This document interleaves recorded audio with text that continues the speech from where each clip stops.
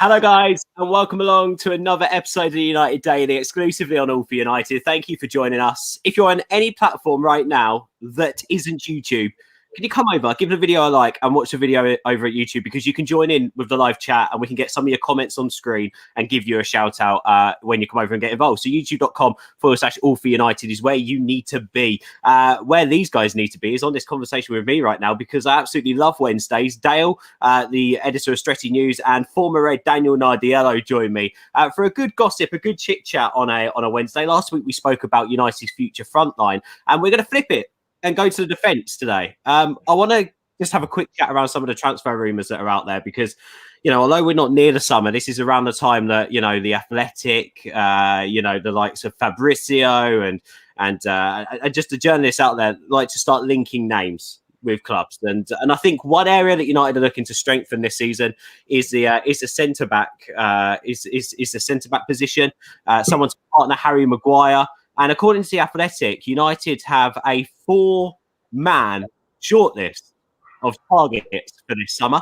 Seville's Jules Koundé, Leipzig Konate, Villa's Tyrone Mings, and Nikola Milenkovic from Fiorentina. Now, let me come to you first. What do you make of United prioritising centre back seemingly, and any of those names that I've just mentioned? Any standouts there for you?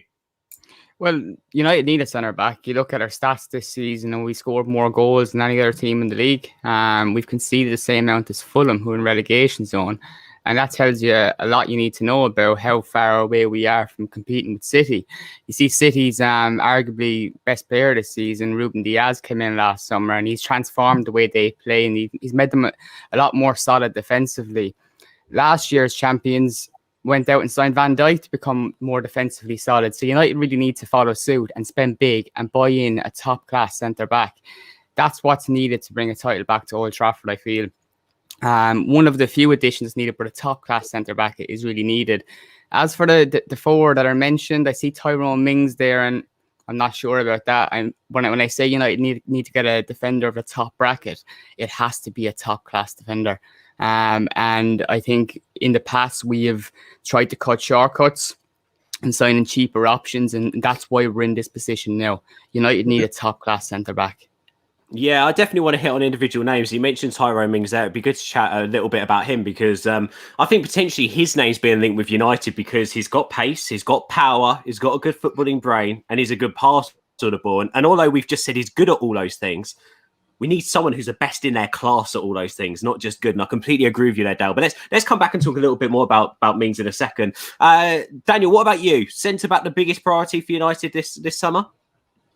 I think so. I think it's crucial. I think you can't win championships at any level, well, even at any sport. You need your defence to be solid, because if you're conceding the same amount of goals as Fulham, let's face it, we're not going to be winning the leagues anytime soon. So for me, it's paramount that we get a top-class centre-half in, and I'm in agreement with Dale. I'm not convinced on Mings. I'm not even convinced he's got all the attributes that you listed there. So for me, it would be one of the other three, but I don't know an awful lot about them, to be honest with you. I've seen a couple of performances here and there, but nothing to say, well, they're going to be world beaters at that position. But I mean, like I say, it's paramount that we get a centre half in to pair with Maguire, and whatever centre half we get in, it has to have that pace. Yeah, I agree with that. Well, let's start with Mings, shall we? If you're just tuning in, by the way, we're talking about the Athletics report that says United have a 4-man shortlist for that centre-back partner for Harry Maguire next season. In the summer, they want to go out and get one of Seville's Jules Koundé, Leipzig's Konate, Aston Villa's Tyrone Mings, or Fiorentina's Nikola Milenkovic. I think I'm saying those names right. Who knows? We'll come to Koundé last, because we done a special with a La Liga journalist on him at the end of last week. Let's start with Tyrone Mings. We've both mentioned his name. Dale, you mentioned there that you don't think he is the right man for United. Tell us why in a bit more detail. I look at what United need, and he has some of the attributes to say pace and that what United need, but I look at Harry Maguire and I think that we're very, very critical of him at times. And behind it all, I think there is a good defender in there. I just look at the partnership between himself and Lindelof, and it doesn't work. And I think we're getting it's probably misfortunate for both that we're criticising him so much, but it just doesn't work. And we could see a totally different Harry Maguire with the right partner. And I look at Tyrone Mings, and when I mentioned that defender of top bracket. He just doesn't cut the mustard for me.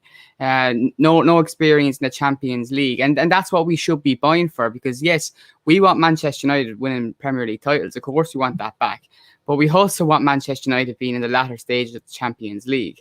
And I think a few stars are needed there. We brought in a few with Bruno Fernandez, and he's given the dressing room some life again. But I do think someone really solid at the back. And I'm talking world class. This can't be another cutting corners and going for the safe bet in the Premier League. This has to be someone who is recognised across the world, I feel. Yeah, no, I'd agree with that. And I've always said that I want to see United. I think United have a good squad as it is. I want to see us now bring in players to push those in the first team into the squad who are best in their class. And I think that's how we go at the levels, and we go to the next level. Daniel, you said some of the attributes that I mentioned there: strong, fast, good footballing brain, good passer. He's obviously a leader as well. He captains Villa. Well, as a vice captain, he did captain Villa before Jack Grealish became the sensation that he is. What do you make of Tyrone Mings, A, as a defender? So not being linked to United and having nothing to do with United, but then B, potentially as an option at centre-back for United? Well, yeah, I think Dale, said it perfectly, to be honest. I think, yes, he is a leader. Yes, he is a good defender. Yes, he can pass the ball. Yes, he has got pace, but he's not elite at any of those things, I don't think. And that's what United need, an elite centre-half who can compete at the highest level and play against the best centre-forwards and dominate them, very much like Diaz has been doing this year. Unfortunately for City, he's been immense. He's an absolute animal. He's a beast. For me, he's just not, like I say, he's not quite there, and it's not what we need. We need to go out there. I don't think there's a British talent out there to bring in to play alongside Maguire who can have that mentality, have that, brute force almost that we need in a centre half, and someone that can complement Maguire a lot better than what Lindelof has done or what Mings could potentially do. So for me, it's a no for Mings, but he is a top defender in terms of Premiership. He can play in the Premiership. He's obviously proven that year in, year out. So for me, top defender, but not what United actually need. I think it's just important on that note. Yeah, Mings, I'd rate him as a good Premier League defender, absolutely. And there's a number of Premier League defenders who I put in the same bracket. But for what United need, it has to be top drawer. And like I go back to even some players, like say Ryan Shawcross had a great career in the Premier League. I call him a brilliant defender, but just not cutting the mustard for United at the very top. It's very, very different. You might watch Premier League every week and see a few players perform really well for, I don't know, some of the lower teams in the league. But that jump then to play for Manchester United is so big. And it's not even just that jump for Tyrone Mings here. The defender that comes in this summer is expected to really lift this team.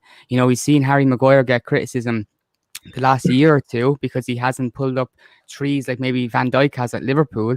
Unfair expectations when you see who he's been partnered by, I feel. But the next defender to come in, if he doesn't pull up trees, it's going to be a lot of backlash. This one has to work. Also, how old is Tyrone Mings? Isn't he like 20? Yeah, 27. So potentially he's already at his ceiling. Potentially he's already there. And I think some of those names on that list, they've got a higher ceiling and they're linked to go on to that next level to become a world-class centre-back. And I think that's what's interesting with the Mings rumours. To me, it sounds like potentially a cheaper option. But when you've got an English player like Tyrone Mings, who, as you said, is a good quality Premier League defender, Dale, like in his own right, he's never going to take you to that next level. And he's also still going to be quite a bit of money. So I don't see it as a win-win situation with Tyrone Mings personally. I think it's a huge risk because, like I mentioned, that jump up, you don't know if every player is going to take to that well. You could be surprised by some players. We spoke about Jack Grealish last week. I think he will be able to make that jump. But just with Mings, I think he's at the standard now. And fair play to him. I think he's doing really well. I just think what we're asking for at the moment is probably too much. And look at the comments coming in. We're not the only ones that rate Tyrone Mings. I just think this is too big of an ask. Yeah, that's a good point, Mohamed. I don't think he's better than what we've already got. To me, it's not an improvement. It's not a massive improvement. I think Bae, I know we were frustrated with his fitness all the time, but I think Bae is a better centre half than what Tyrone Mings is. So for me, it wouldn't be a step up either. Yeah, it's a good point. Let's move on from Mings then. And Daniel, I don't know how much you watch of Bundesliga football, or how much you might have seen of Leipzig's Ibrahima Conte, or Konate, sorry. But what I want to ask you here around him, if you have seen much of him, let me know what you think of him. But also a bit around Leipzig's positioning. They know Upamecano's going, who is probably their most exciting centre-back. Konate, I think, is very underrated with the role that he plays in that Leipzig defence.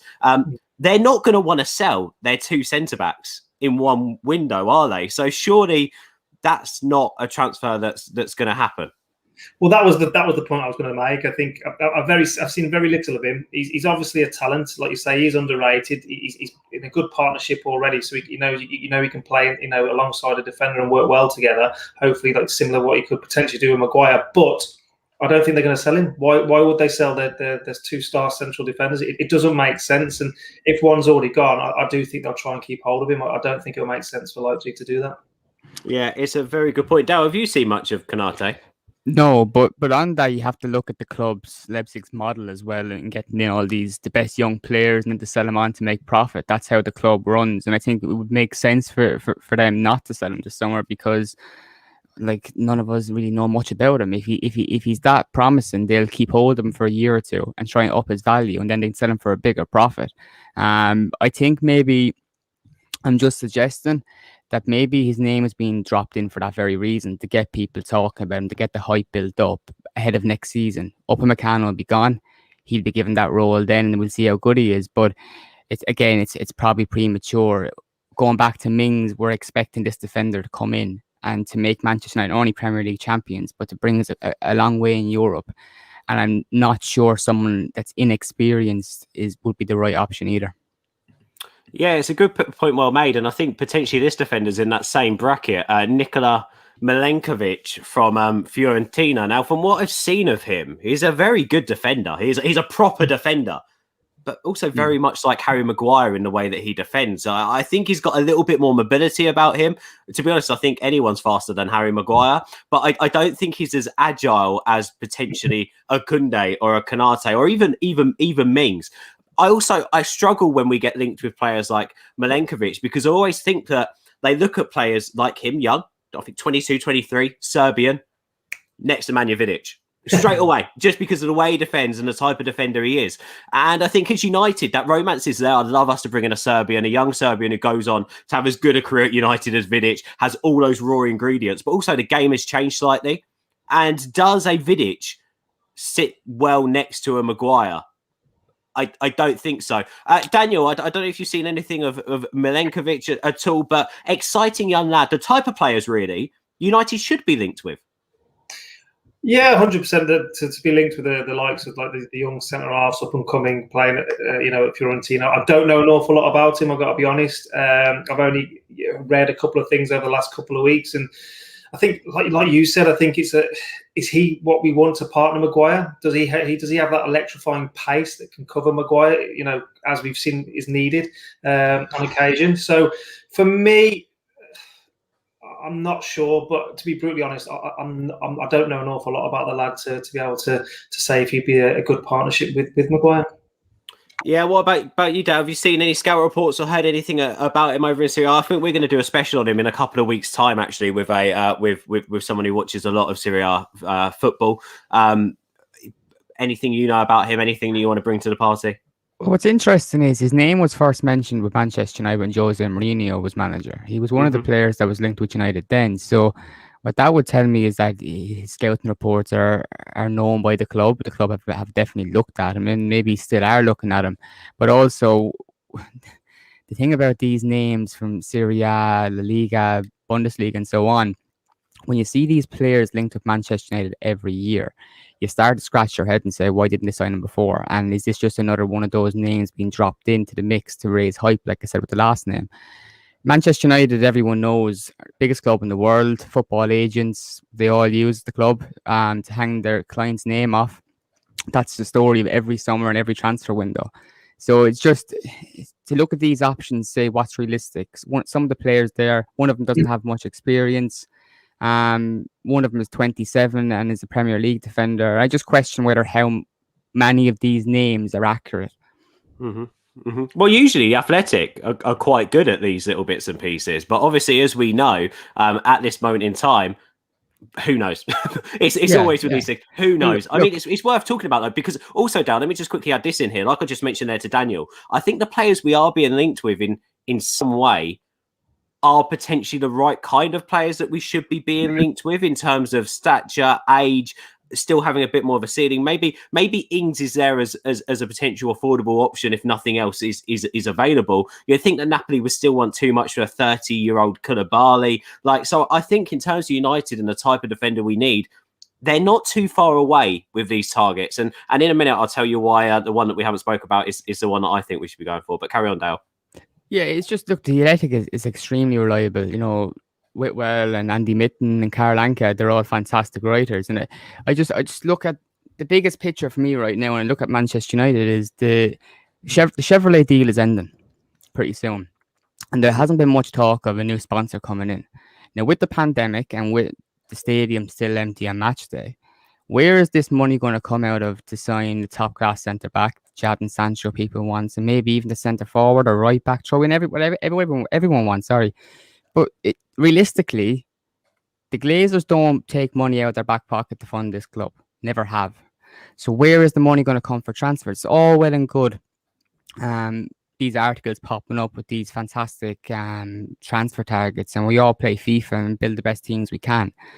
But realistically, this club does not put money into its back pocket and support it. It hasn't since a long, long time. It doesn't do it. So I look at the pandemic now, the problems Manchester United face, people aren't really speaking about it. I think this summer, don't have high expectations. Yeah.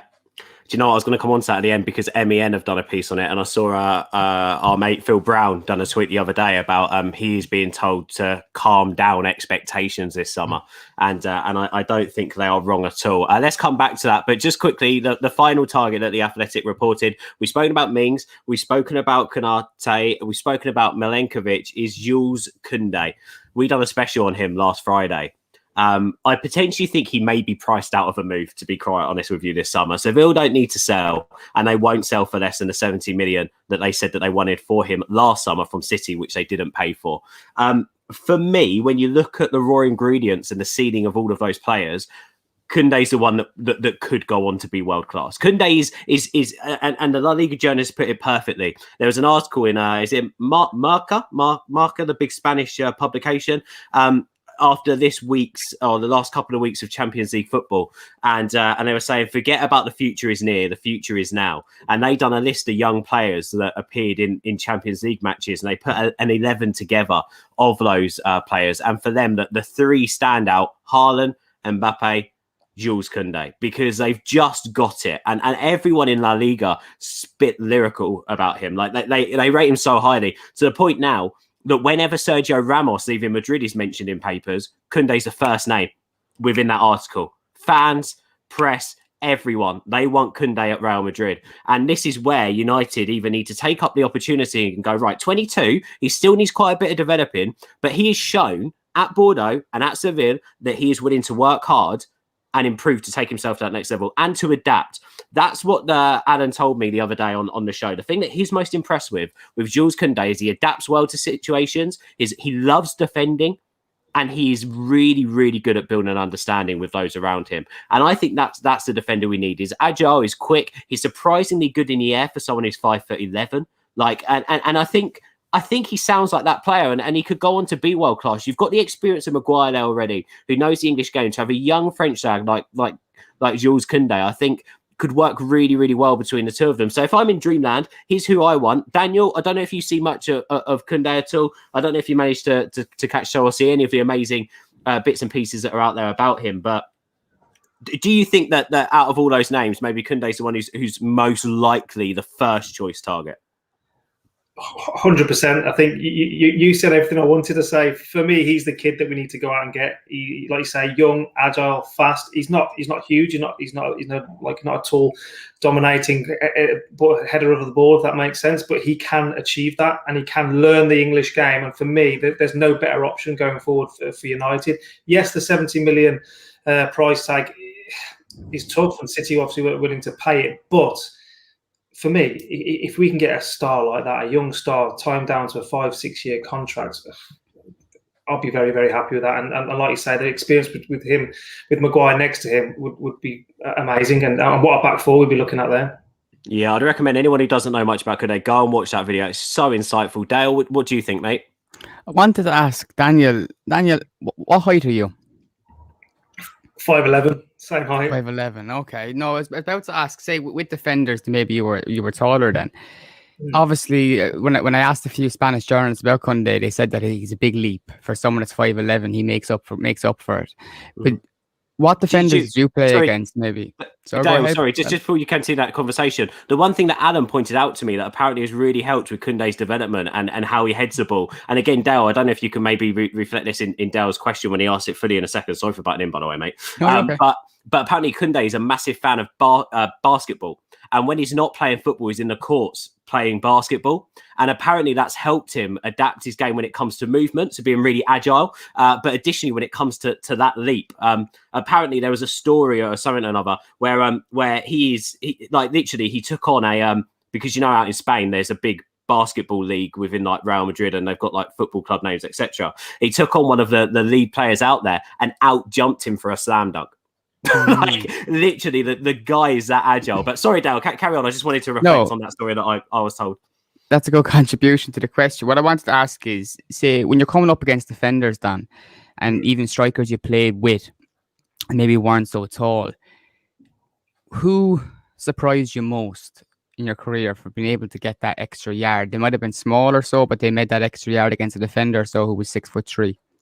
Well, you know what? It's a great question, and the perfect response is when we played Everton. I remember playing Everton a couple of times and playing against Joseph Yobo. So I don't remember if you remember Joseph Yobo. Yes. Like he's not in the same league in terms of a centre half, but boy, his leap, it was incredible. And he wasn't a big centre half. I think I was similar height, maybe a little bit taller, maybe a little bit smaller, but very similar. And boy, could he jump! And he was strong and he was physical with it, and he wouldn't let you get anywhere near the ball. And for me, that's what I see a lot of that, but better in Kunde. So for me, the fact that he's 5'11" makes no difference at all. Like you say, if he can slam dunk in a basketball net, he's obviously got the leap there and the power. So that agility, that power, that leap that he has, is perfect for the English game. Do you know what? Sorry, no, go on, carry on. With Harry Maguire's height, alongside Maguire, it should be fine then. You know, if he's that big of a jump. Now, again, we go back to the price, and if United would pay the money, that's a different story. But from the names, Ben, you've listed and what we're linked with today, I think he is the Rolls Royce of that bunch. Well, do you know what? Also, by the way, just quickly on Yobo, what I used to always remember with Yobo is when he would go into a new season, he would be huge. Like he would be a lump. He would be an absolute lump. But then as the season carried on, he would just lean out. And by the end of the season, he was an absolute tank. And then it would refresh and he's back again. And as you said, the way you see him jumping up in the air, especially at the start of the season where he looks obviously quite big, it's like, how the hell did you get up there? Brilliant defender. I think for me, with Jules Kunde, what I also like is how his current partnership is at the moment. I think it's Douglas Costa. Similar name, something like that anyway, who partners him at Seville. Adam was telling me how Costa likes to come out of defence, play the ball. You often see him in a midfield position driving forward, and that's Harry Maguire. And Kunde doesn't mind doing the recovery work and tracking back and staying on the halfway line and taking that responsibility. He's a player who thrives off of taking responsibility, and also Bailly-esque, he doesn't mind a challenge whatsoever. Again, depending on how much you look at stats, his stats when it comes to defending and tackling are outrageous, especially in the Spanish league. I mean, it's going to be interesting. Seville don't need to sell. There's a big price tag on his head. He's very much a player who can still go to that next level. But as Adam said, he's watched him now over the last 2 years really develop. And he said, especially over the last 12 months, for him, when he looks around Europe and he covers a lot across Europe, Kunde's that one who he thinks is going to be potentially even higher than Upamecano, is going to be a world-class player in the next 5 years. And I think that's exciting. If you put down that money now, as you said, Daniel, go out and get him. You've got a centre-back there for potentially the next 10 years, even longer. So, yeah, I mean, really exciting options at centre-back. Daniel, just coming back over to you. I mean, Dale just asked you a question then about the leap and stuff. I want to ask you about what difference does it make having a stable centre-back pairing in your team? And when it comes to training, I don't know if you can give us any insight on this. Did the manager ever pick his first choice pairing, or would he ever mix it up in training? Were you ever left guessing who was actually going to start games at centre back? Because at the moment with United, you get the feeling that Ollie really favours Lindelof, but potentially the better partner for Maguire is Bailly. So how do you adapt that in training to make sure that each defender is getting a good run to partner each other to get that understanding? I mean, every manager I played for was different over the years. But I suppose I go back to Fergie, and because I was a reserve team player, what Fergie used to do is he used to put up the reserve team players, attacking wise players, against his back four and midfield two on a Thursday or Friday. So we used to play up against them, and they would we were told before, say if we were playing Spurs and Les Ferdinand was up front or something, one of us had to try and play like Les Ferdinand, or the winger had to play like Gareth Bale, whoever it was in that thing, and he tried to get the players attacking the back four in the same way as the team that we were playing on the weekend would do. So for Fergie, you knew you were playing as a defender on the Wednesday, Thursday, Friday, because it was set up. You knew exactly what and you were training to combat what was coming on the weekend. Whereas and I've played with managers that the complete opposite. They don't name the team until Saturday morning when you arrive at the stadium. But Fergie, he had a plan in place for each and every individual game, and often he selected players to play against the team that he thought could do better. It's really interesting that. Go on, Dale. Daniel, on that with selections and finding out early or late, obviously it might vary between professionals and so on. For you, what did you prefer or what did you find most people preferred? Did you find out early during the week or to leave it to the end? I hated finding out Saturday turning up because I was thinking about it Friday night. And if you're a professional, you prepare for the game regardless of whether you're on the bench or you're starting. So for me, I wanted to know Thursday, Friday, with plenty of time to prepare, get my mindset right, and know I was playing. And same for being on the bench, because you can prepare for being on the bench as well, knowing that you're going to potentially get 30, 40 minutes, as a striker, as a winger, to come on and get your mentality right. So for me, managers that let you know on the day, unless something drastic happens, someone gets a late injury or comes down with coronavirus, as it might be at the moment, then fair enough. But you've got to know. It's a good job you didn't play under Brendan Rodgers with the envelopes. Yeah. I was going to ask Daniel actually on that, and that was a great question, Dale. On that as well, you've played for many clubs, not just United, but obviously in training and obviously on a match day during a game. How much confidence would it give you as an attacker and the rest of your team to know how stable that backline is, to have a consistent backline there that you can trust? Because for me at the moment with United, obviously when you're a defender, I like to think from a corner you're zoned in. You're not thinking about what happened last time. You're zoned in. But if I'm like Bruno, Rashford, Martial, any of the forward players, I'm looking at it going, oh, for God's sake, another corner. What's going to happen this time? Because we've had problems from it. So how important for you is stability? Oh, it's huge. For me, it's the most vital position on the pitch, the back four. Like I said before, you can't win championships with a poor back four or a team that concedes a lot of goals or set pieces. So if you've got confidence in your centre-halves and your full-backs, it breathes through the whole team. And everyone's got that confidence. Strikers miss chances all the time. Midfielders give the ball away all the time. Defenders can't make mistakes. They've got to be solid. They've got to be secure. They've got to have a good partnership. They've got to have a good understanding. They've got to be a demanding presence. I always think your centre-half should be your captains as well, because they can see the whole pitch and they can relay the game and instructions to other players. So for me, having a secure, solid back four is crucial for any team. And like I say, it's paramount that United get that sorted out, because the goals conceded section is not looking too attractive. No, it's not, is it? And the pressing question, Dale, here we go. I'm going to ask it. The best centre-back pairing, Daniel, that you saw in training or that you played with yourself. Who did you ever watch to, or maybe individuals which then you'd piece together that you'd watch and go, do you know what? If I could have a back two, the centre-back pairing behind me, I'd have those two. At the top level? Do you mean at the top level? Well, I think actually whoever, because I think you as a player, I think, as I said, you played in many leagues, many clubs. I think for you, what I want to know is sort of those players and why they give you that stability, why you'd put them next to each other to create that pairing. it's the partnership that they have together, how well they work together. So, I mean, the obvious one is Rio and Vidic. I mean, that was just phenomenal. You had an absolute beast in Vidic. He was good in the air. He was strong. He threw his body on the line more often than not. Great tackling, half decent on the ball, top defender. And then you had Rio alongside him who could do all that, but was just so elegant on the ball and a great passer, great leader, as was Vidic. And they just worked phenomenally together. And I had that with different teams I played for. And it's usually with promotion-winning teams. I remember, you guys won't know these names, but Craig Morgan and Carrie Arneson. Well, you might know Carrie Arneson, actually. He's still playing for the Iceland national team. But that was our two centre-halves for Rotherham. And we got promoted and promoted again.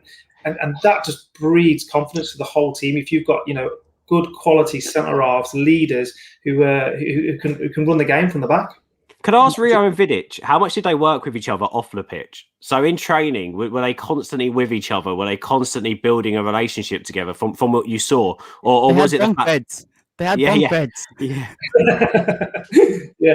I can't remember. I really can't remember taking much notice of it. I just remember watching them on a Saturday afternoon. They were just phenomenal. I think they got that better partnership a bit later once I'd gone. So for me, it was just watching it as a fan almost, or on the Sky on an afternoon. So how much they spent in terms of time together and working together, I wouldn't actually know that one.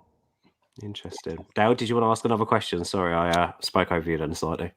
No, you're fine. No, just basically on those two. Like, you always, I guess, wonder where the signing of Vidic came out of, and whether Ferguson knew beforehand whether it was going to, that partnership was going to gel as well as it did. He probably didn't expect that, but he obviously saw characteristics in Vidic's game which no one else saw. No one else saw that signing coming.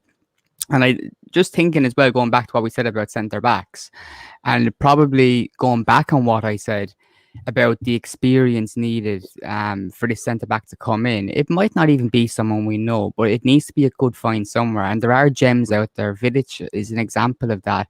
I think Javier Hernandez, different position, is another example of that. And this Manchester United, we haven't signed many under the radar names in recent years that have really hit the ground running. I guess you could maybe say Bruno Fernandez, but he cost a lot of money and we knew a bit about him before he came. But it could surprise people in the summer, Ben, because I've mentioned that I don't expect massive money to be spent. Mm-hmm. But what that should do is put better emphasis on what the scouts are doing. And they should be working a lot harder. And to find that, because I don't care if Manchester United spend 70 million on a centre-back or spend 15 million on a centre-back. I just want the centre-back to work and to improve the team.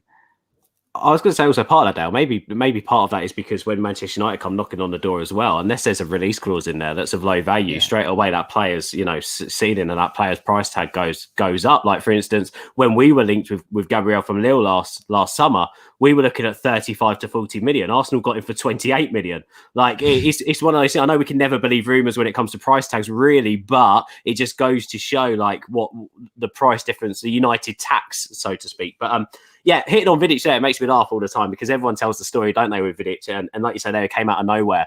But after that first game, I don't think anyone could have thought of him and Evra both, how long it took them to settle, that they would go on to have the United careers that they did. I think it's quite exceptional. But let's move away from defenders slightly. I want to hit on Paul Pogba quickly because Raiola's come out and spoken again. Dale, when I now say Raiola's come out and said something, just straight away your reaction as an editor here go, oh, what now? It was something like that last night, but I kind of stared at my screen 15 minutes and I don't want to cover this. I just don't want to cover any quotes from Mino Raiola anymore because, again, he name-dropped Solskjaer, name-dropped Pogba before going on to say, I don't want to talk about this anymore. And it was the same thing he said the last time. There was nothing new in it. He just dropped the names, said that if I talk, I would upset people in England. Raiola knows what he's doing. And the thing is, this probably some of the reasons why he is one of the biggest agents in the game. And I mean biggest as in reputation. With Raiola, he's just such a pain for football clubs, I think, that he's such a big platform in which he can speak, and he's so many big clients that he knows clubs would bend over backwards for, because I can guarantee you people at Manchester United have probably been saying for the past 2 years, I never want to work with him again. But if Haaland was offered, they would work with him again. And so Raiola holds so many keys. He annoys us, but at the end of the day, he holds the keys to some big players that Manchester United will be interested in. it's just one of those stories that I hate covering. Dale, can I ask you to take over for 2 seconds, bud, please? Sorry, someone's Yes, just knocked I on my door. can. I don't know I who it can. is. Go on, I'm going to hand over to No you. One problem. sec, over to you. Yeah. Daniel, so on that with Raiola and so, and the influence the agents have on these players, what can players do? And I'm sure, like we've seen with Zlatan, for example, Raiola didn't have as much of an influence when it came to him in terms of speaking out and speaking on his behalf. But with Pogba, it's been a little bit different. So my guess is that the player has given him the freedom to do that. But as a player and even a teammate, when this is happening, how frustrating is that to see some of the comments by your best player talking about leaving in the summer, and you're there, stood there saying, "Well, I'm trying to get 3 points the weekend." Yeah, I mean, as a player in the changing room with Pogba, you wouldn't necessarily have a problem with Pogba because he doesn't control what his agent does. Of course, he has an idea. Of course, he knows what's going to come out. But ultimately, the book stops with Raiola, and it just piss you off, wouldn't it? For want of a better word, it really annoy you. It's like, what are you letting your agent go ahead and do this for? For me, he's an absolute idiot, for want of a better word. Raiola's an absolute idiot. Like you said, he knows exactly what he's doing. He knows what games he's playing. He's a clever guy. I mean, he's a parasite. He bleeds these players dry as well with the amount of fees he takes out of them. It's just extortionate. But these players seem to like to have that kind of reputation, that kind of agent representing them. And for me, as a player, if I was at that elite level, if I was the same elite, player as Haaland, Pogba, that kind of thing, would I want Raiola representing me? Absolutely not, because it doesn't show. There's no class. There's no class there. There's no class coming from him. And even agents have this bad name. I've come across plenty of agents that are trustworthy, they're honest, and they've got a bit of class about them. And for me, to do that and what he's done in the past, and like you said, he mentioned names. He knew what he's doing, and then he doesn't want to talk about it. He knows what he's doing, and for me, it's not a good influence on the team. It's not a good influence for the club.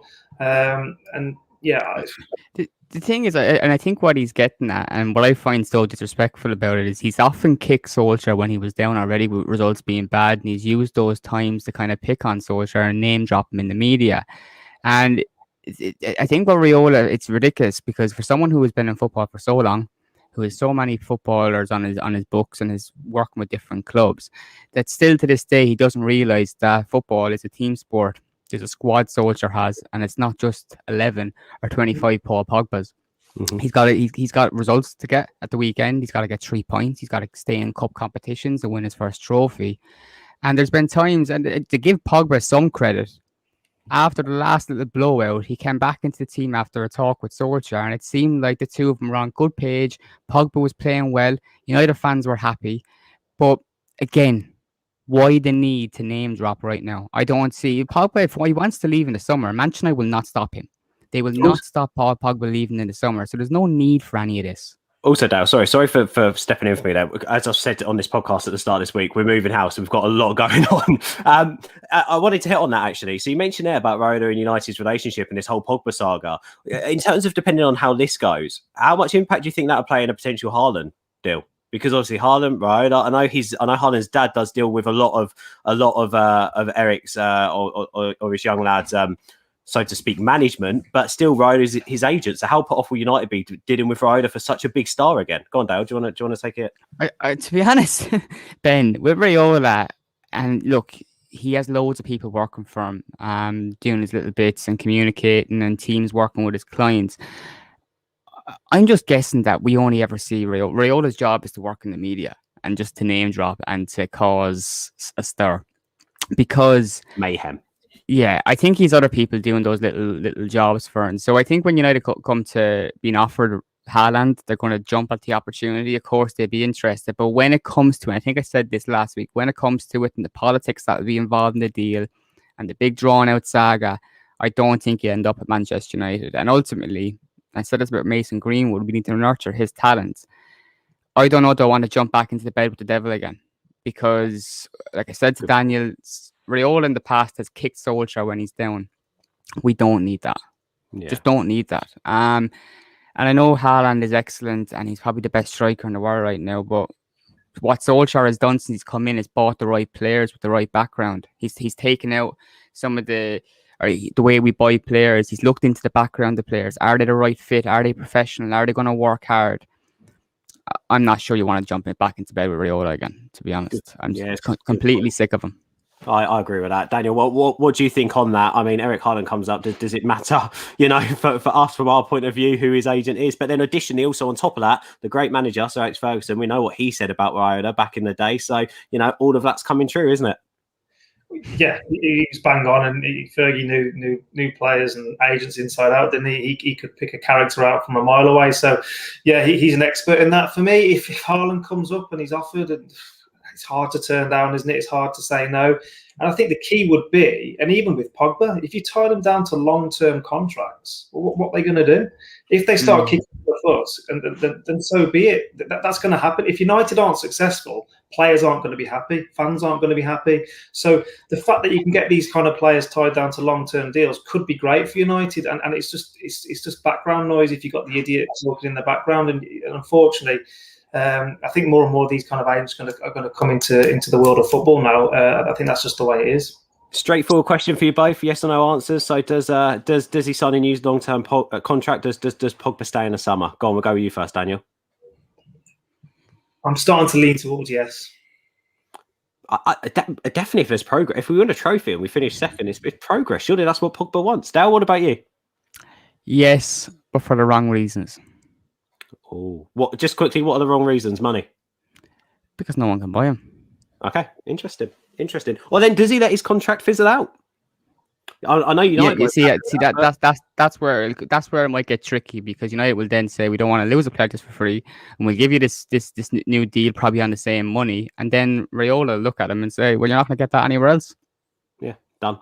Daniel, it's always a pleasure. Dale, it's always a pleasure. Thank you guys for joining me. Dale, thank you for stepping in and out. I'm sorry, it's unorganised chaos in the house at the moment.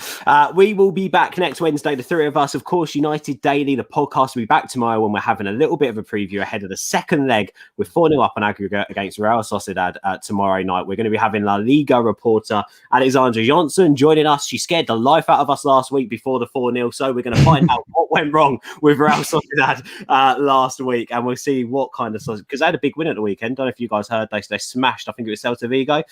What sort of changed in that game, and what team we'll be seeing tomorrow evening. So join us for that. Subscribe to All for United. Thank you, Ugly Bear, Skeptic, Ivan, Jacob, Mark, Sean, loads of you. Mark has been in as well. Hello to Joe, who's been in the comments and the live chat. Hammer as well. Thank all you guys for joining us. We appreciate the love and support. Get liking this video. Get sharing it as well. We love Wednesdays, and we'll speak to you next time. Stay safe, everyone.